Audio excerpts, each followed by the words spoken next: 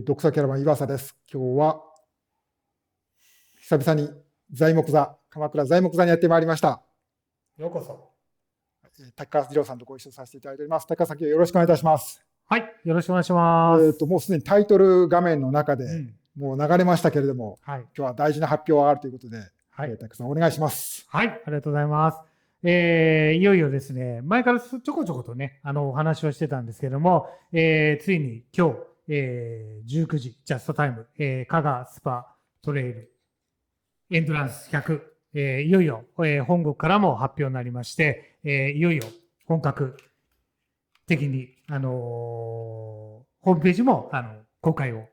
しております。多分ですね、UTMB インデックス持っている方には、ここ明日、明後日ぐらいにはね、皆さん通知がいくと思いますので、ご覧になっていただきたいと思います。はい。今、音声、失礼しました。音声入ってないという指摘が一部コメントありましたんでね、今、受理しました。大丈夫でした。OK でした。はい。発表されたということで、はい、失礼しました。ちょっと私がパニックってしまいましたけれども。はい。ということで、今日のこのインタビューはですね、この加賀スパトレイルエンデュランス100 by UTMB について、ちょっと滝川さんにお話を伺っていこうと。こういった趣旨でございます。はい。よろしくお願いします。よろしくお願いします。それではですね、早速なんですけれども、はい、この発表されました加賀スパトレイルエンデュランス100 by UTMB、ちょっと概要をですね、滝川さんからご紹介いただこうと思います。ちょっとスライドをご用意いただいてますので、それに沿ってお話をしていただこうと思います。はい、了解しました。はい。では、ちょっと待ってね、画面が今、私ではなくて、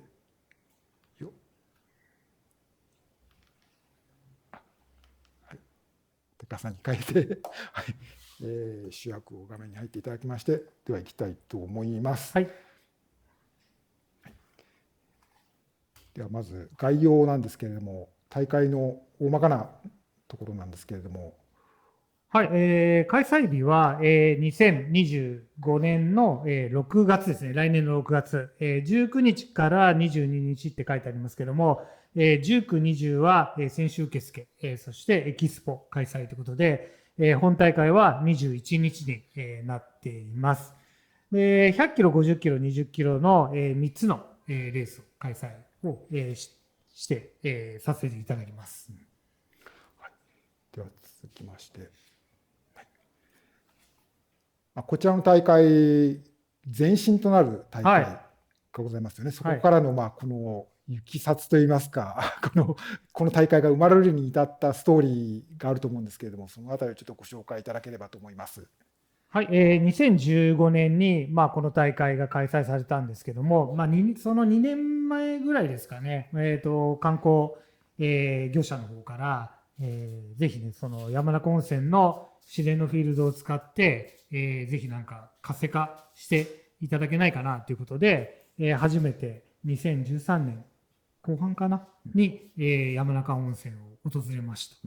で、その時はですね、特にトレイルランニングだけ、やろうとは思わず、マウンテンバイクだったりとか、あとは大きなダムがあるんで、サップだったりとかね、ウォータースポーツだったりとか、どんな、アウトドアスポーツができるのかなということで視察に伺った時に、いろいろ山をね見てたら、結構山に囲まれたところだなということで、じゃあちょっとハイキング型で、山を走ってみようかみたいな形で1週間ぐらいいたのかな。その時にもうすごい、山のフィールドが広がってるので、これはやっぱ自転車じゃなくてマウンテンを利用したトレイルランニングが一番山中温泉には合ってるのかなということで、2015年に初めて山中温泉でトレイルレースを開催させていただいたというのが経緯でございます。この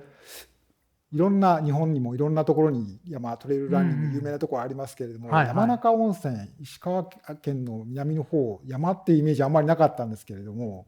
最初に参加された方々の反応とかどうだったんでしょうか。そうですね。石川県っていうとどうしてもやっぱ白山だったりとかね、あっちの方が有名で、山中温泉の自分が行った時も全くマップもあるわけでもなく、まあ、どんな山があるのかなということで、国土地理院の2万5,000分の1の地図を持ちながら、いろいろ、回させていただいたんですけども、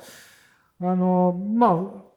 ね、通常自分がいろいろと自治体の方に呼ばれていくときって、大体の、コースが山と高原の地図が、あって、それに当てはまるところがね、結構多かったんですけども、まあ、今回行ったところはもう全くマップがなく、本当に国土地理院の、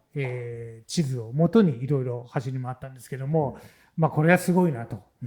いうことで、まあ、びっくりして、まあ、ハイキングコースもね、結構整備されてるんですけども、まあ、ほぼ人には合わず、けれどもね、しっかり地元の人が山を愛しているのか、きちっと買っていたりとかするんで、まあ、この地でね、いろいろと、トレイルランナーが入ることによって、結構この辺りのマウンテンフィールドが活性化されるのかなとは、思って、大会を作ったって感じですかね。2015年の大会がきっかけになって、でそこから、このスライドの方でいうとこう2番目の UTMB ワールドシリーズというのは一方でシャモニーの方ではね、2022年に UTMB モンブランからさらに大きなワールドシリーズっていうのが誕生しました。これやっぱり滝川さんにとってもかなり注目というかかなり気になっ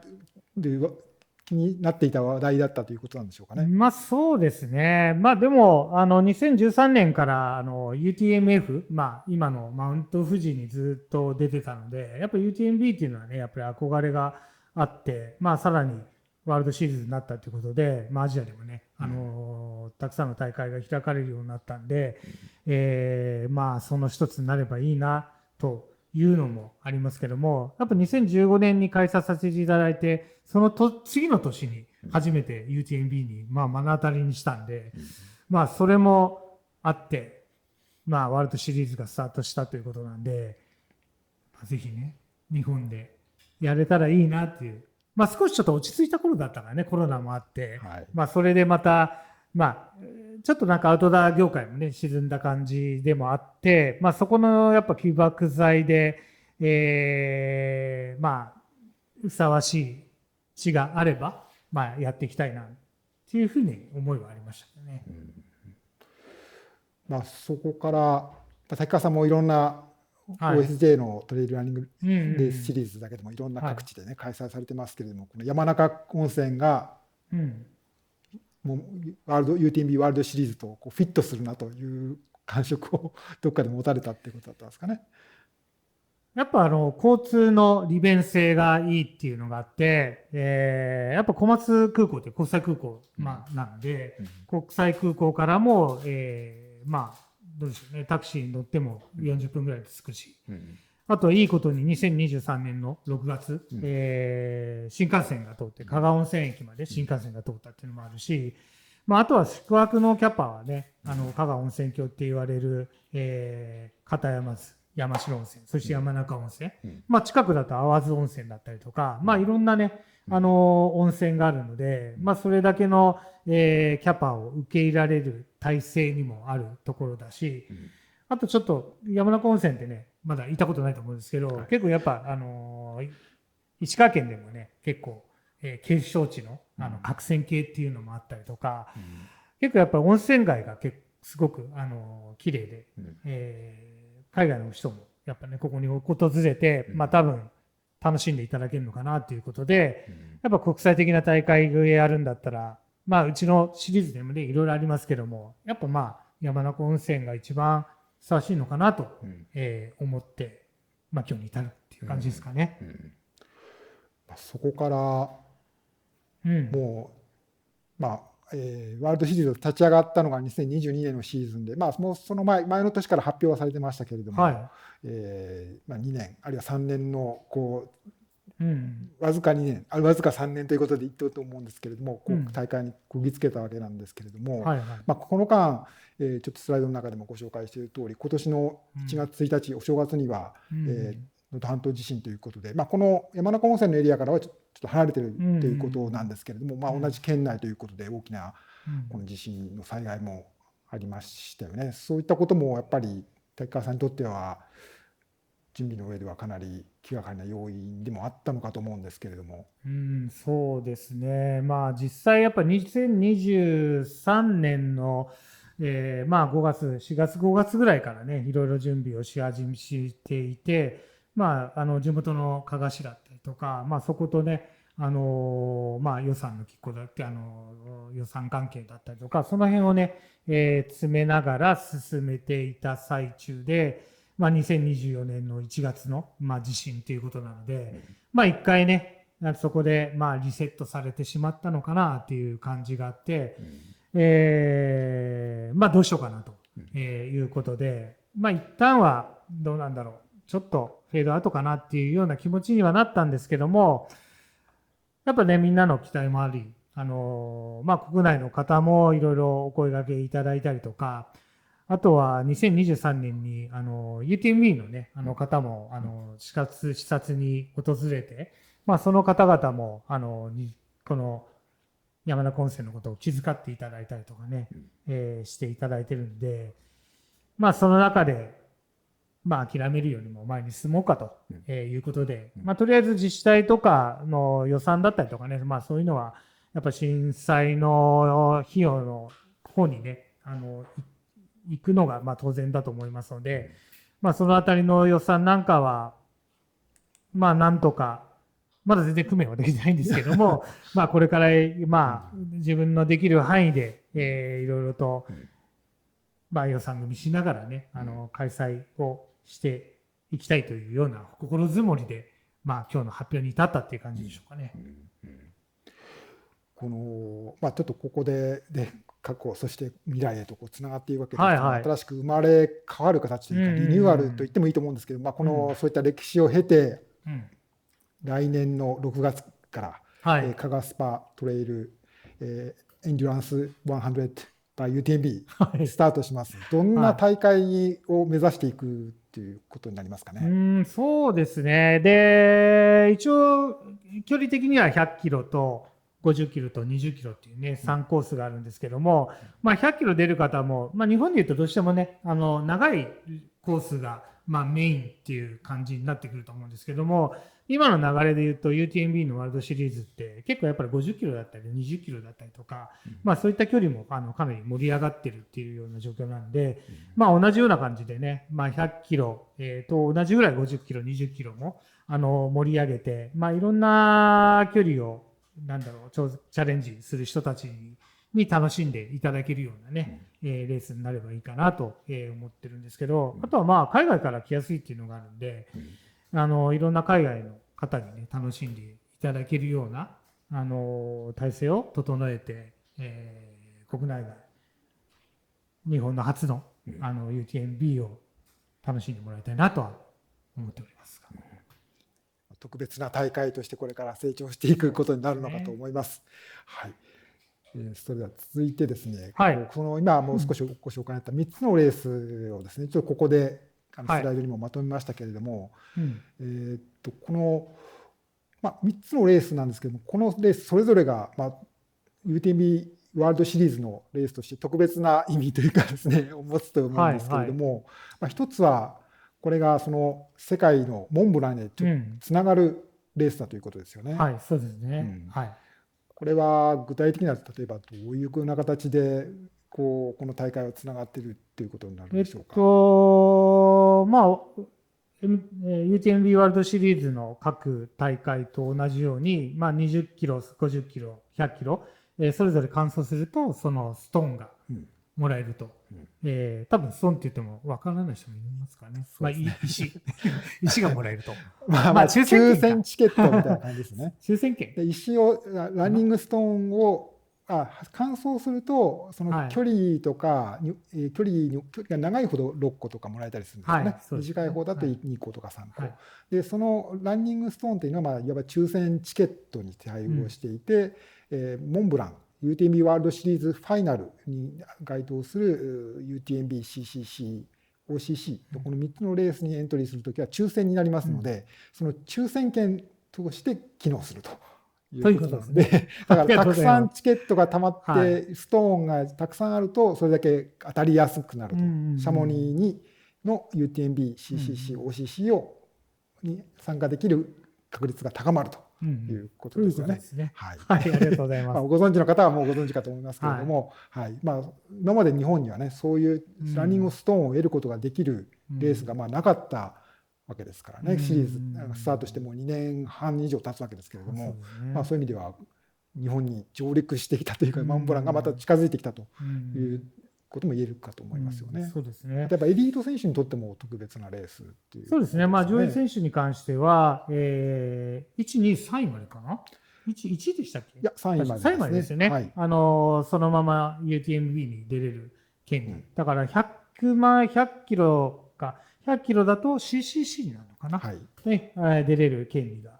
50キロに関しては、OCC に出れる、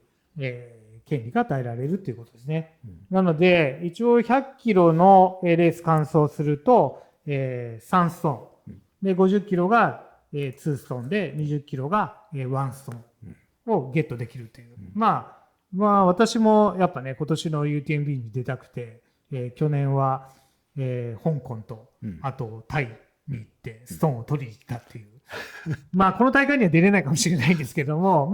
そういった形でわざわざね、海外に行って取らなくても、日本で取って、心配な人はちょっとね、アジアでもう一戦取っていって、ゲットするっていうことがね、できるので、日本の方には、いい大会なのかなとは、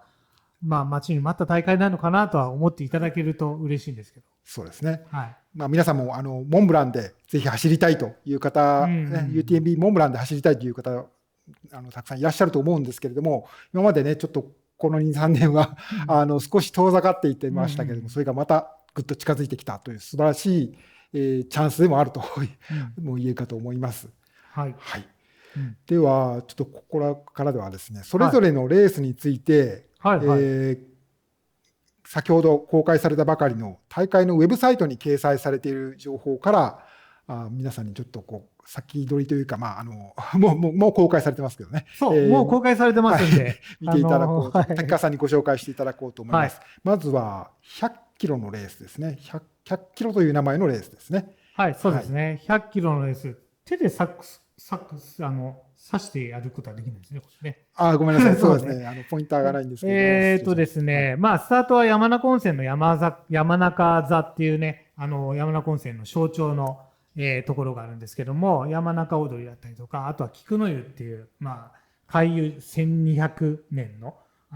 素晴らしい温泉があるんですけども、ちょうどそこの横からスタートして、以前までの山中温泉だと、ちょっと後ろに回ってすぐに階段を登っていくっていう形になったんですけども、今回の大会は、湯気街道っていう、温泉のもうメインストリートですよね。スタートしてメインストリートをずっと行って、で、それから、山の方に入っていくっていう形になってきます。なので、標高表を見てご案内した方がいいのかな。こちらですね。で、スタートから見ていくと、まずは、湯気街道を行って、それから、水無山、あと刈安山っていうところにね、ちょっと登って、稜線を行って、そこから、ダムの方に降りていくと。で、そこからですね、藤舎ヶ岳の方に、結構深田久也のね、一番最初に行ったところだったっけ？確か。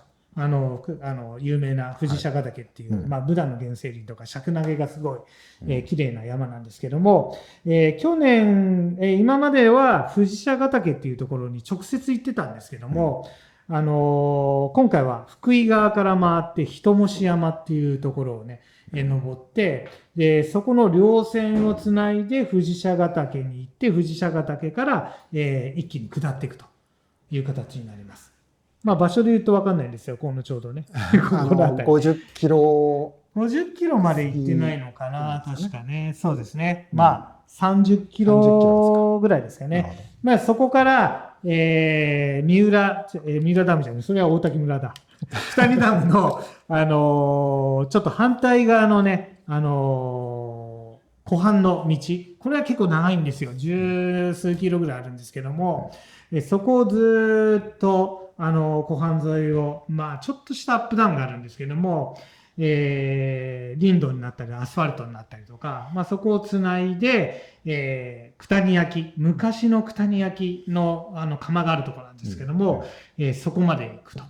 で、そこから昔は大日山っていうところでストレートで行ったんですけども、今回はそうはいかず。昔はというのは以前の OSJ トレイルランニングレースシリーズの時ですね。で、今回は、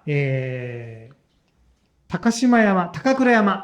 山っていうのを一回登らせて、で、また登山口まで下ろさせて、で、そこからまたぐーっと大日山の方に登っていくっていうね、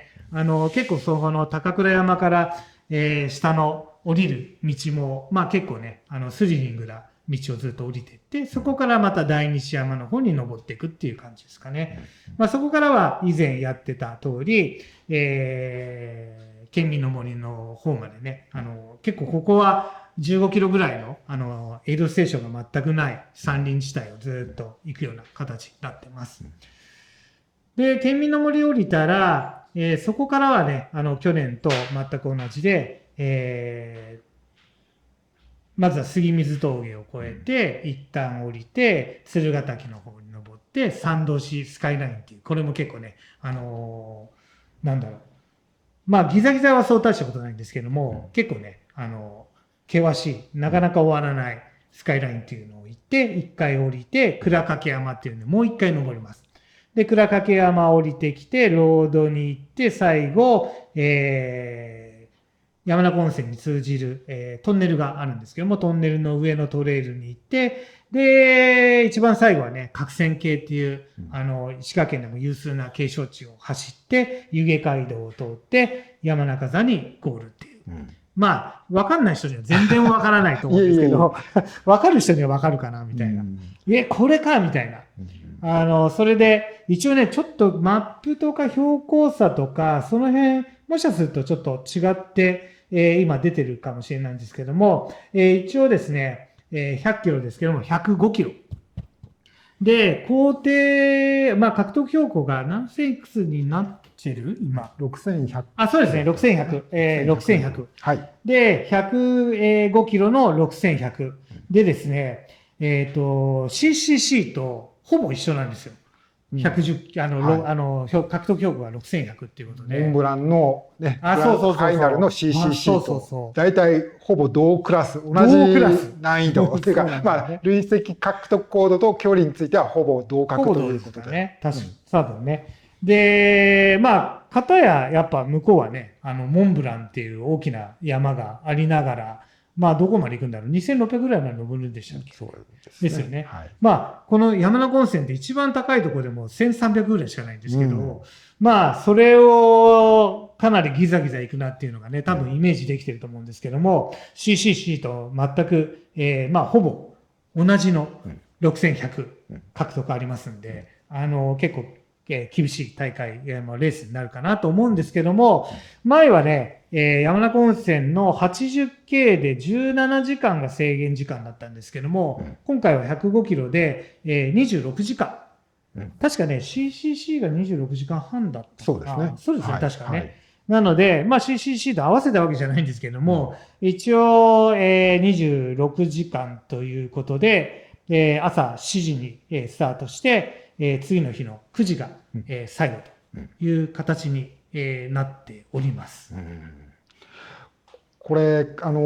今までの OSJ 山中温泉トレイルランニングレースのファンの方もいらっしゃると思うんですけれども、まあ聞いてらっしゃる方もこれまた新しい大会出てみようと思ってらっしゃる方もいると思うんですけど、こうコースとしては変わったところも今何箇所かあるというふうにおっしゃいましたけれども、どういう感じで考えればいいでしょう？難しくなった、あるいはちょっと安全になった。めっちゃ厳しくなりましたね。めっちゃ厳しくなった。最初のね、富士車に登らないで、ポインターないか。まあ、最初の、ここの、なんだろう、この標高表の中の、34.9 キロっていうところ、まあ、ここから、人越山っていうところをね、ガッと登って、その稜線をつなぎながら、富士車ヶ岳に行くっていうのがね、前はポコーンって富士車に登って降りるっていう感じだったんですけど、そこの、ところが結構やっぱ厳しいかなっていうのもあって、あとは、湖畔沿いの、そのダラダラとした、まあ10キロ以上続くような、まあ湖畔のやっぱ林道がね、結構藤沢降りてからの、結構足のダメージ。まあここで走っていかないと、やっぱトップのチーム、トップの選手はやっぱり、まあここが結構キーになるのかなっていう気がしますけどね。ここの林道で走れたら結構いいタイム出るし、あとは後ろの選手もただただ歩きっぱなしになっちゃうと結構厳しいから、ここは休む期間じゃなくて、まあある程度ね、ちょっとスピードハイクみたいな形で歩いていかないと厳しいかなっていう感じがします。で、あとは、九谷親水公園っていう第一関門があるんですけども、そこを越えてから、前はですね、ずっと平地をずっと行って、第二の登山口から第二に登ってたんですけども、今回は第一関門を過ぎてから、一旦、高倉山っていうところに登るんですよ。これがね、厳しい。高倉山が、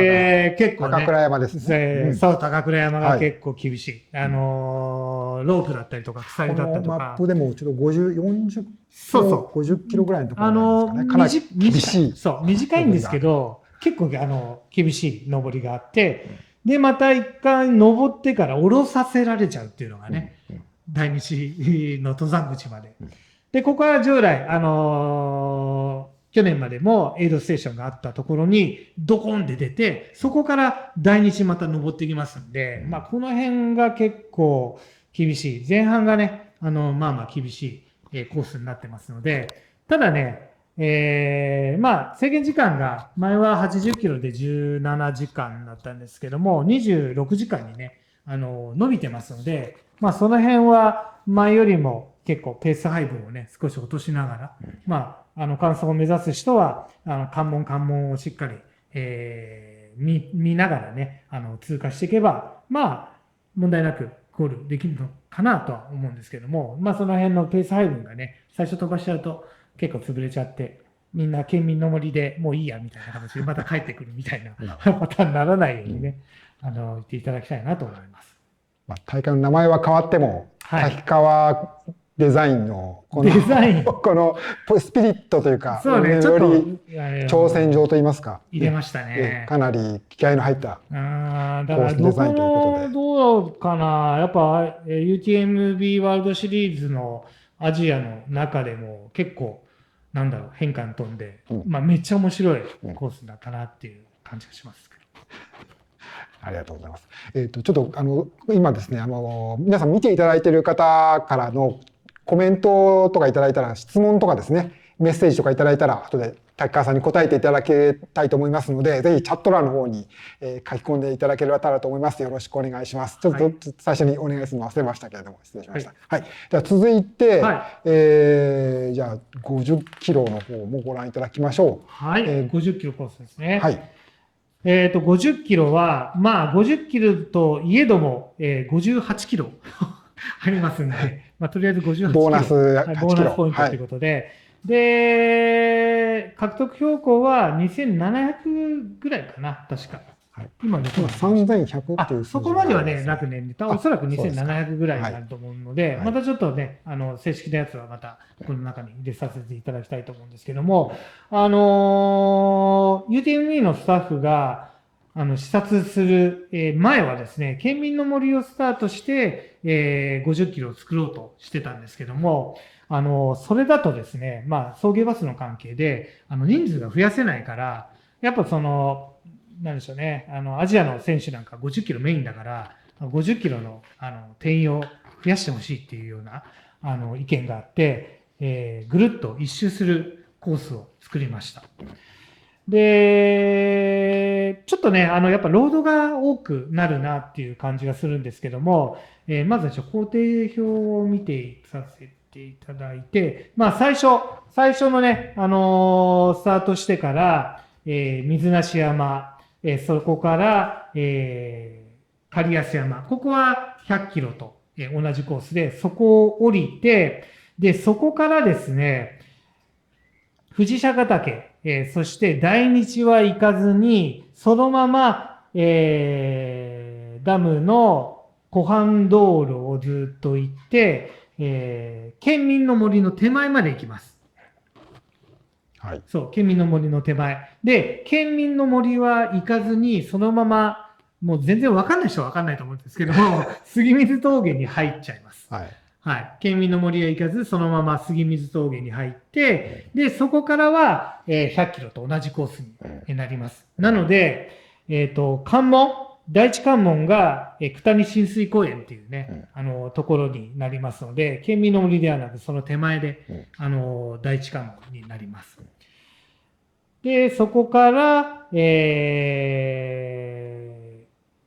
杉水峠を通って、そこからはね、100キロと同じ参道市のスカイラインに行って、そこから降りて、倉掛山登って、最後は、トンネルの上を通って、で、各線系を通って、最後、湯気街道を突き抜けて、山中座ゴールっていう形になります。なので、前半は結構ね、走れるコースになって、後半は、山のポイントになってくるかなっていう感じですかね。で、制限時間は、13時間になってますので、まあ、獲得標高自体はね、ちょっとおとなしくなってますので、まあ、おそらく、関門その他、制限時間見ながらね、行っていただければ、そんなに無理のないような形でゴールできるんじゃないかなと思います。かなり固有名詞いっぱい出てきましたけれども。全然わかんない人はすいません。これね、アーカイブが残りますのでね。そうか参加したいという人にとっては、ちょっとかなり早いブリーフィングだと思って聞いていただけたら、かなり後々役に立つかなと思いますので、ぜひ、アーカイブを、ちょっと今細かくてわからないなと思われた方も、ぜひこれは覚えておいて、後でブリーフィング代わりに聞いていただけたら研究できるんじゃないかと思いますけれども。ちょっとただそれは別としても、その50キロ、今ね、高橋さんもおっしゃいましたけれども、お話ありましたけど、50キロは、最近、なんていうか、人気というか、参加者すごく増えてる、エントリーされる方が増えてる、レースのカテゴリーだというふうに、私も世界中のいろんな大会で聞きますので、この50キロが一番気になるという参加者の方が多いんじゃないかと思いますので、これはどうでしょう。この難易度として、先ほどの同じような質問になりますけど、難易度としてはこれまでの OSJ トレイルランニングレース自体の比べてどうでしょう。そうですね。まあ、それほどすごい難易度ではないかなっていう感じがしますけどね。まあ、藤車と大日がなくて、そのまま、林道を通って県民の森の手前まで行くので、まあ、その分がカットされたっていうのと、まあ、ただ、なんでしょうね。やっぱ狩安山と、あと水無山っていうのが、まあ、100キロと同じ、一番最初にね、出てくる、まあ、すぐに出てくる山なんで、まあ、その辺を、まあ、ペース乱さずに、しっかりこの、次の、まあ、山のポイントに行くつなぎをね、ペース配分考えていけば、まあ、無理なく、ゴールできるんじゃないかなと思うんですけども、100キロのところでも言いましたけども、やっぱね、杉水峠を越えて、そこから、参道市スカイラインっていうのに行くんですけど、そこがね、結構くせ者なんで、まあ、その辺はしっかりね、まあ、思想していただいて、その感覚をしっかり身につけてもらって、まあ、なんでしょうね、備えていただきたいと思います。で、あとは倉掛山かな、最後のね。まあ、その辺を、やっぱ思想はしっかりしといていただきたい。まあ、海外の方はね、ちょっと無理かもしれませんけど。この、今、工程図見ていただいてますけど、真ん中あたりの、このぐぐっと傾斜が急なあたりが今おっしゃったようなところですかね。なるほど。その辺のしっかりと。中盤に難所があるということで。そうですね、難所があってきますので。では、続いて、はい。はい。これと、失礼しました。続いて、20キロ。はい、20キロは、バスで、県民の森の方に移動します。なので、選手搬送バス、しっかりご案内させていただきますので、20キロ地点、県民の森の方に移動していただいて、そこからスタートになります。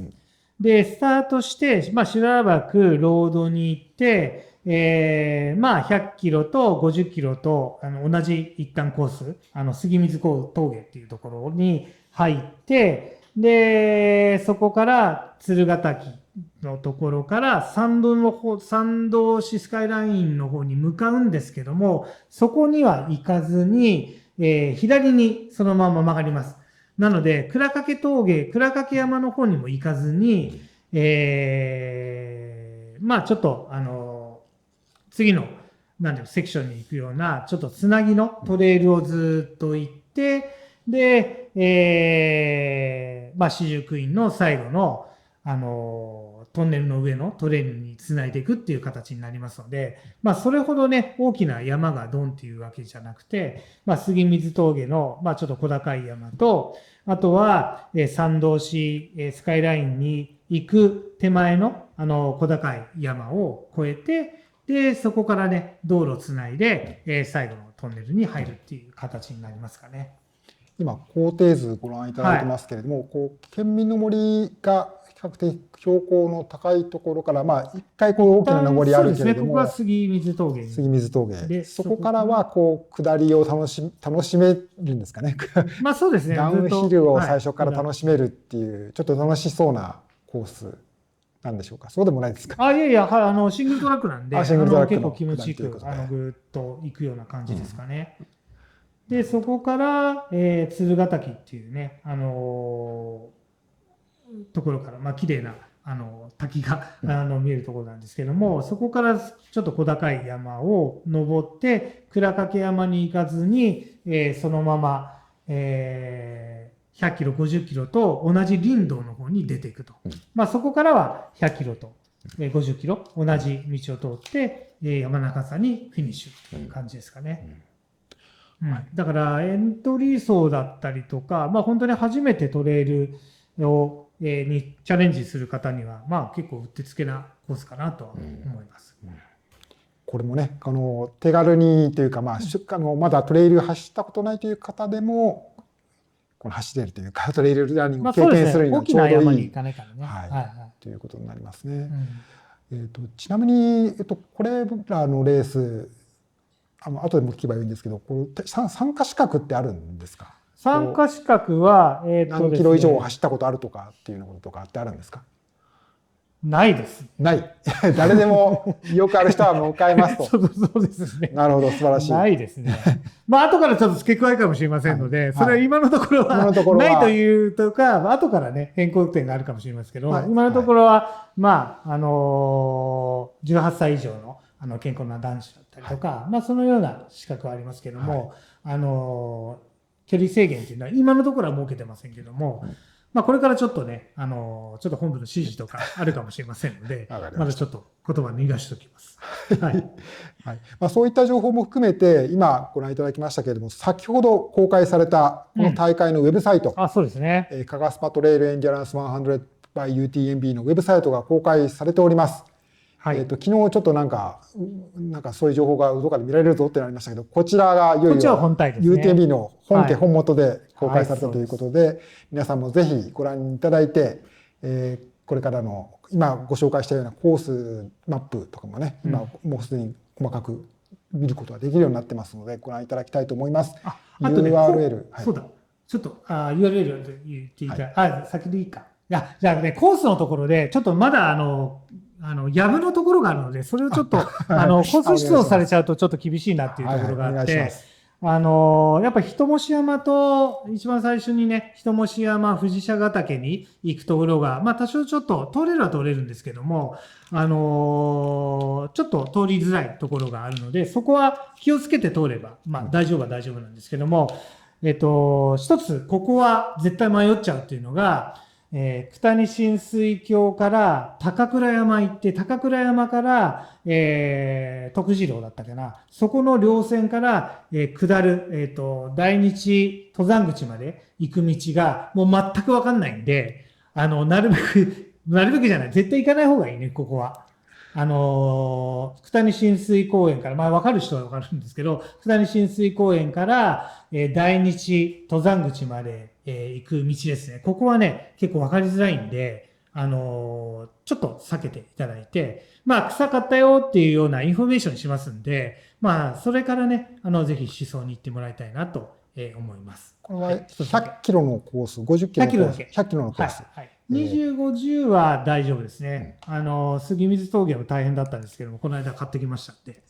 大丈夫です。リアルタイムで準備進めていらっしゃる。はい、すみません。じゃあ、ちょっと続けてください。やぶの、まだコースとしては完全に思想ができる状況ではないということですので、くれぐれも、大会からのアナウンスをよく確認した上で、思想を検討していただければということですね。はい。すみません。じゃあ、ページを。失礼します。すみません。今ちょっとコメントもいただきましたけれども、太田明夫さんありがとうございます。ルートマップだと50キロコースの20キロと同じで、参道寺スカイラインですかね。参道寺スカイラインには行かないように見えますけどねというふうなコメントいただきましたけど、まあ行くんですよね。どこ？50キロ？はい。50キロ行きます。行くということですよね。はい。ということですね。参道寺スカイラインですね。3つのわらべの子って書いて参道寺スカイライン。はい。勉強になりました。はい。コメントいただきましてありがとうございます。そしてそれではウェブサイトも公開されておりますので、かがすぱ .utmb.world という URL になっております。あとリンクをこの概要欄のところにも後で入れようと思いますので、こちらにさまざまな情報を公開されております。日本語でも読むことができますので、早速気になる方はチェックしていただければと思います。はい、すみません、1点。1点。日本語サイトがですね、結構向こうの方もいろいろと慣れない点があるんで、ちょっとね、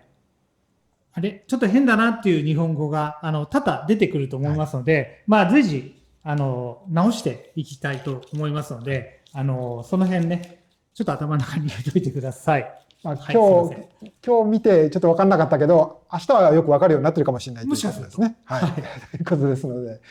何度も見ていただければと思います。はい。はい。そして、ちょっとまたこの大会のこのストーリーに戻りますけれども、こうやって今ね、いろんな地名も交えてご紹介いただきましたけれども、このかがすぱトレイルエンデュアランス100 by UTMB、このコースの魅力っていうことを改めてちょっと滝川さんからご紹介いただければと思うんですけれども。そうですね。まだ行ったことのある人はね、まあその素晴らしさは分かっていただいていると思うんですけども、行ったことない方、やっぱブナの原生林がもうすごく、綺麗なんですよ。結構だから厳しい登りのところに針葉樹じゃなくてね、こういった広葉樹のブナの原生林だったりとか、まあそういった広葉樹がね、すごく綺麗だっていうのが、言えます。あとは稜線を通るところが多々あるので、まあ他のね、結構上信越の方だと、まあ結構囲まれたところがね、結構多いかと思うんですけども、今回はね、本当に360度展望が見渡せるところも本当随所にあるので、まあその辺は楽しめるのかなとは思います。あとは渓流沿いのコースだったりとか、まあ6月結構ね暑いんで渓流に入って体冷やして行けたりとか、まあその辺水が結構ね流れているところ、まあ川渓流、たくさんありますので、まあその辺も楽しめるのかなと。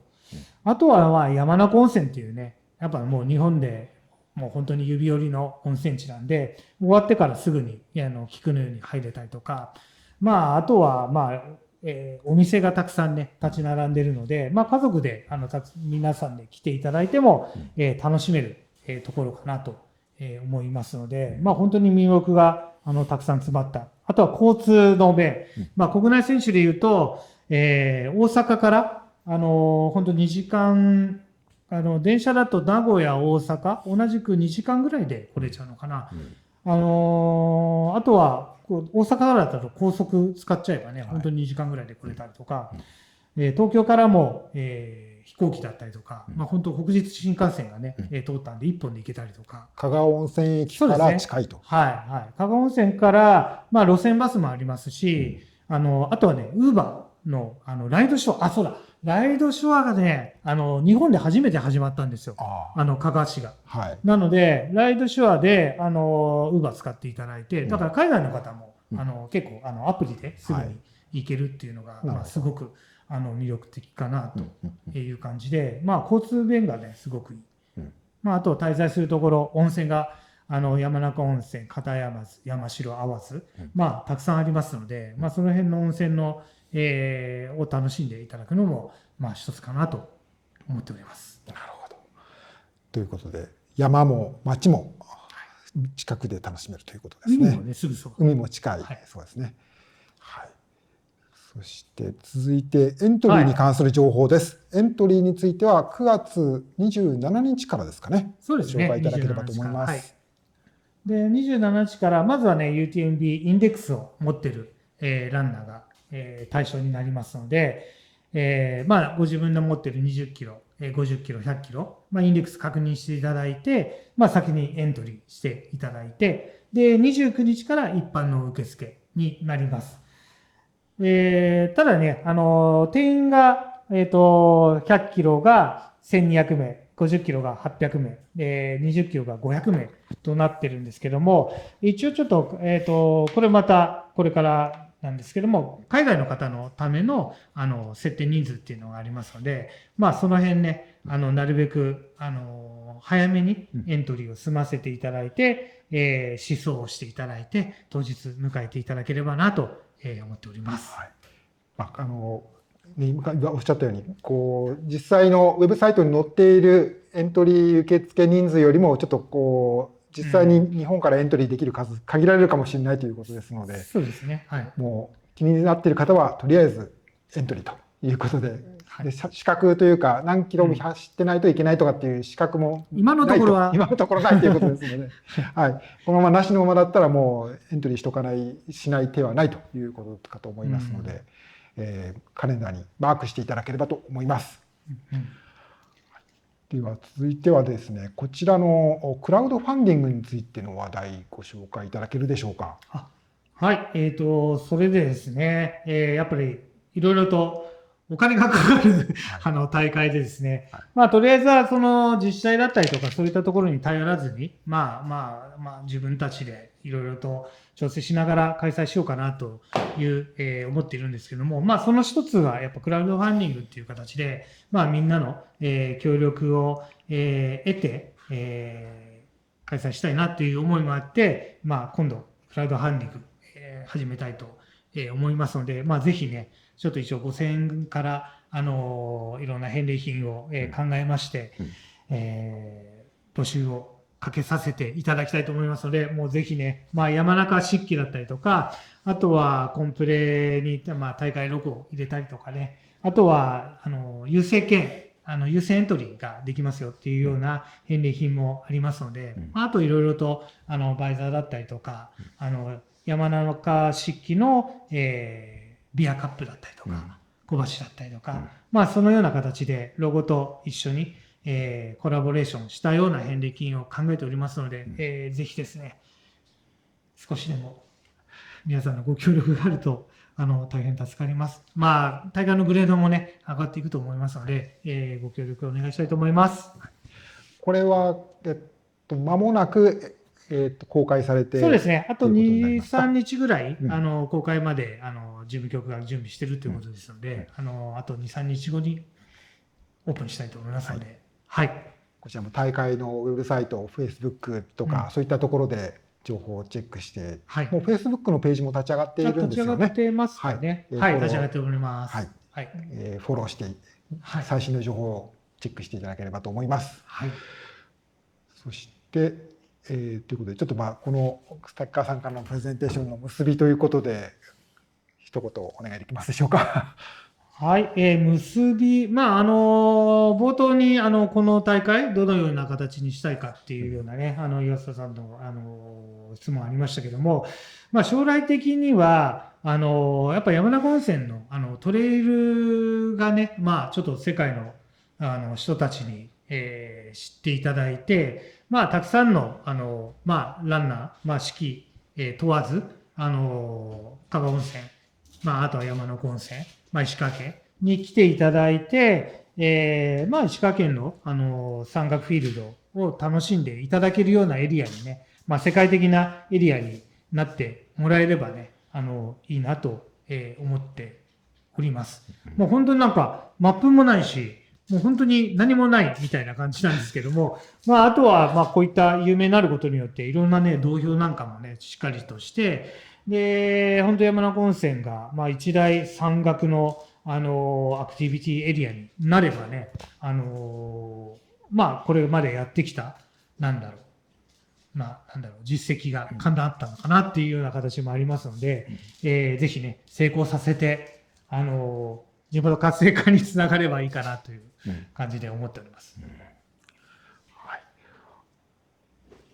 ありがとうございます。高さんにお話を伺いました。ここからは、ちょっと質問とかね、していきたいと思うんですけれども、またチャットの方からもですね、またいろいろ書き込んでいただければ、あと時間、あと10分ぐらいになりますけれども、もし滝川さんに直接聞いてみたいということを皆さんお終わりでしたら書き込んでいただければと思いますけれども、じゃあちょっとね、早速来てますので、一つご紹介しましょうか。JK さん。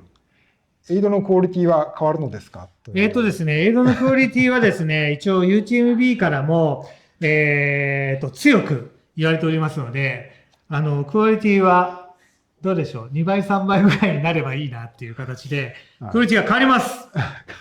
間違いなく。それが UTMB のね、ワールドシリーズになる一つの、掟になりますので。この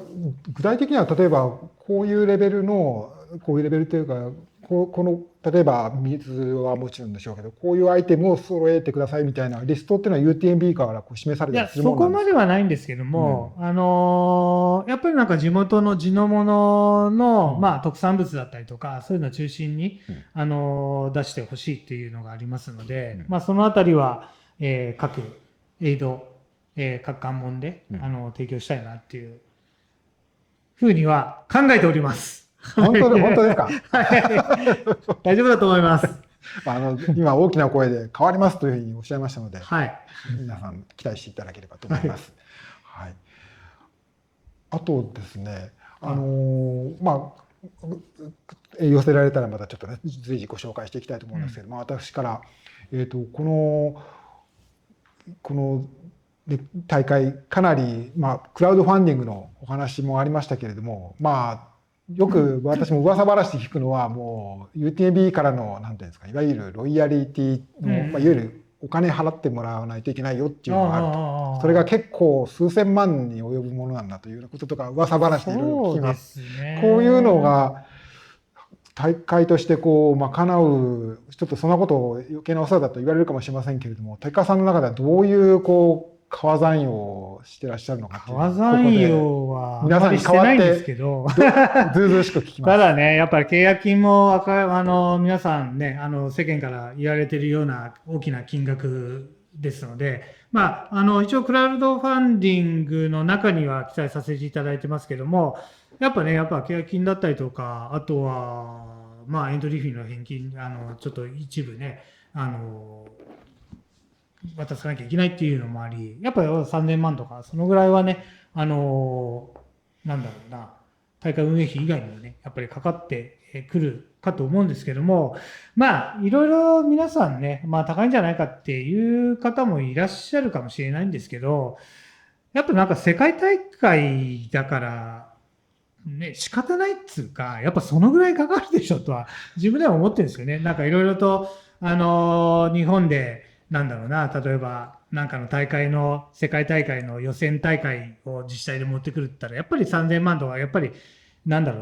千万、何億ってかかるもんだし、やっぱトレイルランニングの一番世界でナンバーワンのね、大会であるから、それだけの経費っていうのは、かかるだろうなとは思ってるんですよね。そんなに高いとは思ってないし、ただそれが賄えるかっていうと、今は見えない。見えない状態なんですけど、なんとかしたいな。最初にクラウドファンディングって、最初にお金が集まってからやりましょうっていうのがね、結構多いかもしれないんですけど、やっぱ走り出さなきゃ何も進まないからね、走り出せて、それに対して支援している人を見つけて、それからスポンサーをある程度、募って、なんとかペイになるか。そこで、ね、大きな損失が出たとしたとしても、まあ、それは自分のちょっと大きな、ちょっと買い物というか、UTMB っていうような買い物かなっていうような心づもりで、やっていってる感じですかね。この辺のなんていうか男気なんて言い方すると男気じゃない最近はジェンダー的にあんまりいい言い方じゃないのかもしれませんけれども、いえいえいえ立川さんのこう心意気というか、まあここでやらなければいけないだろうというような、自分がやらなきゃ誰がやるというようなそんなことはないですけど、ことなんやっですよね。ぱ欲しいですよね。やっぱり日本に。まあやっぱりね、この UTMB に憧れは皆さんすごくある、日本の皆さんにとってもすごくこう一番有名な大会だし、そこに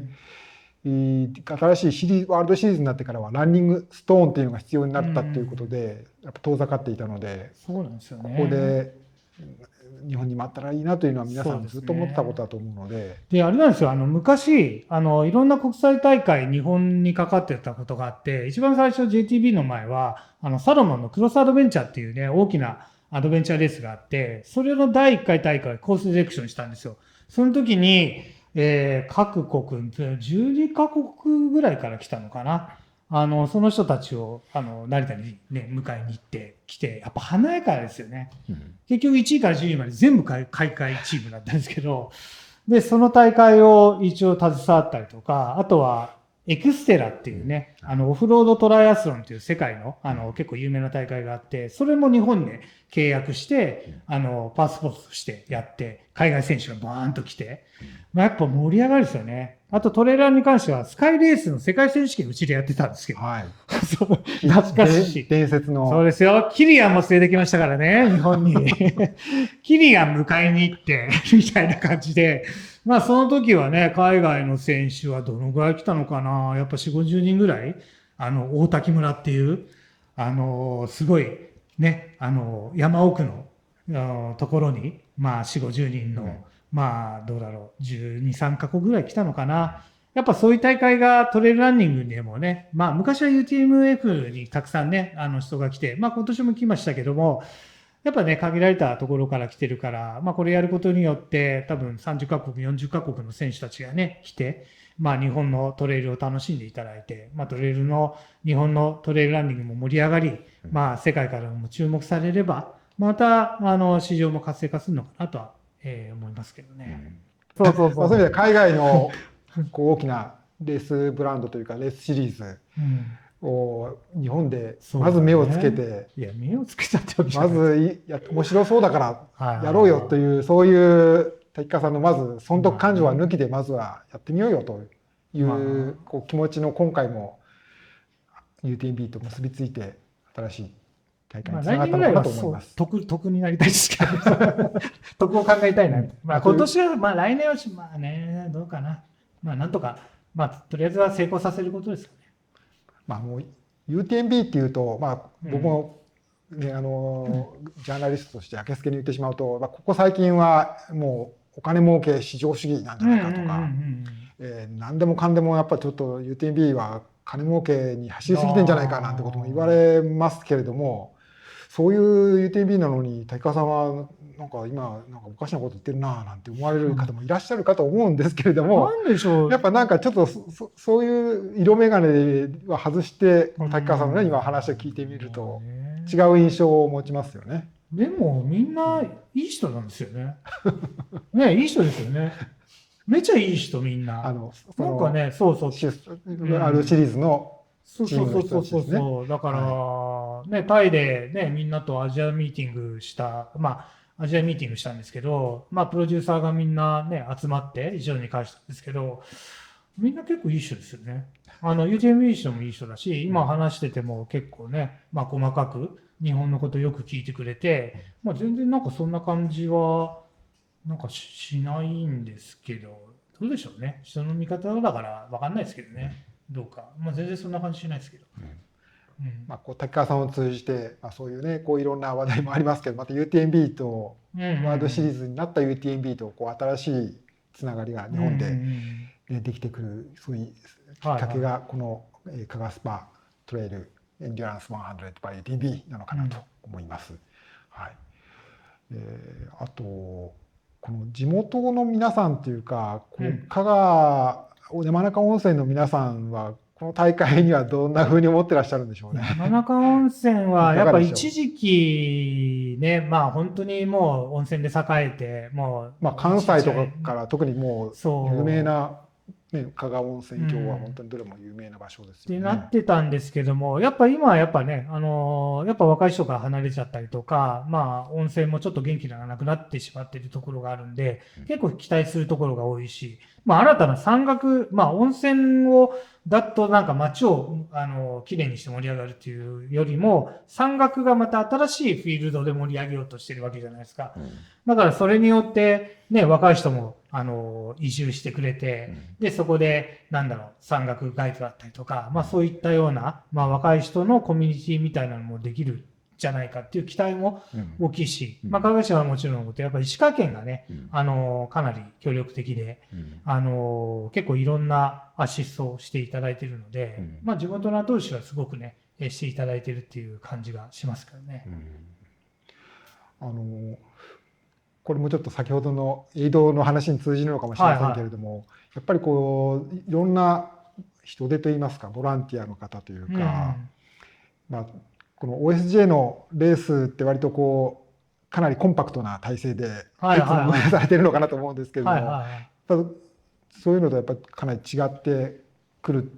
ていう運営の側でも新しい挑戦になるんでしょうかね。そうですね。まあ、その地元の本当にランニングチームがあって、まあ、そこのコミュニティってすごくて、まあ、毎回50人以上の方を、来ていただいて、まあ、いろいろスタッフしていただけるんですけども、あとはやっぱり関西系のショップの皆さんとか、チームの皆さん、ちょっとその前振りでお願いしてたところ、まあ、かなり積極的に協力していただいたりとか、あとは地元の、トレランショップの方だったりとか、あとはまあ、関東のトレランのチームだったりとか、ショップだったりとか、まあ、その辺の方も協力したいっていうような形があるので、まあ今ね、まあ大体まあ300、400人ぐらいは、まあある程度見えてきてるのかな。あとはもうクラブハウスに来ていただいてる、バイリンガルのスタッフの皆さんに総動員していただいて、まあその辺も、英語というか中国語だったりとか、その辺の、対応の、もうね、まあなんとか、実施させていけるんじゃないかなとは思ってますけど。まあ、なんて言うんでしょう。フィールド・オブ・ドリームス的な、なんか竹川さんの思いつきにみんながなんか集まってくるまあいつもそうだからねちょっとそれが大きめみたいな感じ指を立ててまあね立ち上がってみたら、そうですねそれを見つけて、ね、こうみんなが支えてるっていう部分もあるのかなと思いますけどそういう意味でも、はい竹川さんの新しい挑戦とそうですねいうことにもなるかと思いますので、はい来年の6月楽しみにしていただければと思います。エントリー見ても楽しめるようなイベントにもなりますし、そういう意味ではまあ選手として参加するもよし、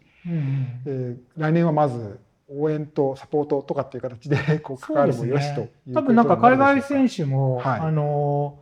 ね、タイに行った時ね、ルドビックさんに来てねって言ったら、おお、行くよ行くよってその時は言ってましたんで、まあいろいろと有力選手が多分来てくれるのかなっていう気がしますけども。はいまあその辺もただ出る、まあもし外れちゃったら、外れちゃったらエントリーできなかったらスタッフもしくは観戦に来ていただいて、まあ盛り上げていただきたいなと思います。そうですね。ちょっっと思い出します。海外選手もね楽しみですよね。またそうそうどんなの来るかしら。UTMB っていうこの機会を通じて、まあ多分山中温泉香川とかっていう言葉もフランスやアメリカの人にとってみたら全く縁がないところだと思いますけども、このバイ UTMB っていうのがついたことによってどんなとこだろうって思うだろうし、じゃあ行ってみるかっていう話にもなるだろうし、ね、日本の国際的なトレイルランニングの広がりをこう作る香川スパトレイルということになるのではないかと思います。はい、ちょっとねお話もつきませんけれども、はい、時間が近づいてきましたので、配信はこの辺りで締めくくろうかと思います。はい、ということで大事な覚えておかないこととしては、いけないこととしては、9月の27日にエントリー受付開始、優先エントリー受付開始、それから29日に一般、それよりももっと前にクラウドファンディング始まります。そうそう、これね。はい、これ。大事なこと。はい。そして大会は6月の、来年の6月の19からエキスポ受付。はい。はい。で、21がレース開始。19から22日の週末ということになりますので、チェックしていただければと思います。こんなところで滝川さん、十分お話伺いましたかね、私。大丈夫だと思います。大丈夫でしょうかね。はい。はい。ありがとうございました。よかったと思います。本日はカガスパトレイルエンデュランス100 by UTMB 発表。はい。終えた滝川さんにお話を伺いました。ありがとうございました。はい。じゃあ皆さん、ぜひ山中温泉にお越しください。29 and I find myself wondering what did happen to the last 10. I ran away with my life fast